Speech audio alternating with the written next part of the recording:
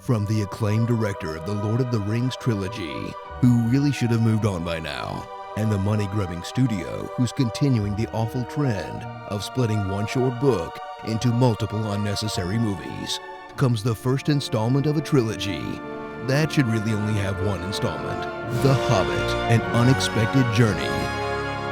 Forget the days of good standalone movies and settle in for a 3-hour-long prologue for a sequel that looks far more interesting, but also just as unnecessary.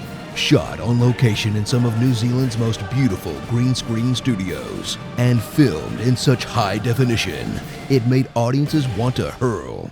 Return to Middle-earth and stay there way too long for a story that takes over 40 minutes to even get started. And watch as a movie tries its damnedest to trick you into thinking it's The Lord of the Rings, but isn't.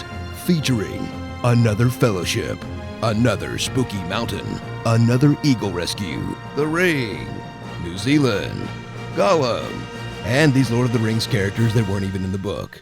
But instead of saving the entire world from evil, this time they're saving one city from smog. Smog. Smaug. Smog. Smoag. Smog. Whatever.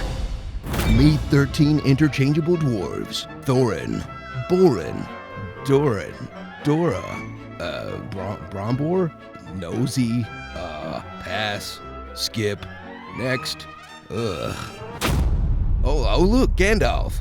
Together, they'll team up with a random unprepared hobbit who steals from the mentally handicapped for yet another Middle-earth adventure full of even more walking.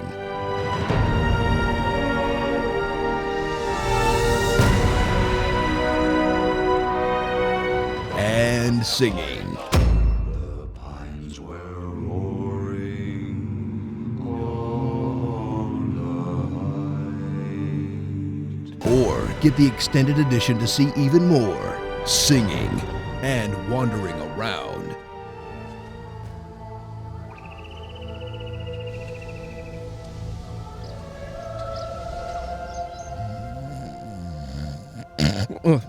Sorry, dozed off for a second there. Man, I can't believe there's going to be 2 more of these. Prepare for a new movie trilogy, adapted from a 300-page book that'll ultimately be just as long as the last trilogy, which was adapted from 3 400-page books. And experience a movie that has a 3-hour runtime, but so little story, you can basically sum it up like this. Dragon. Run! The Lonely Mountain. So instead of Return of the King's 8 different endings, watch a movie that doesn't even have one.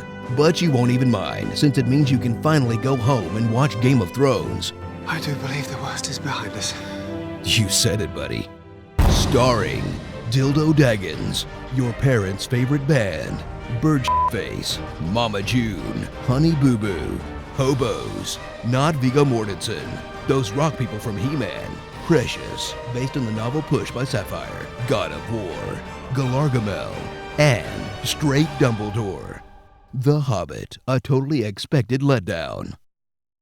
Look, I know there's a dragon there and everything, but couldn't the Eagles have dropped them off a little bit closer to the mountain? Lazy birds.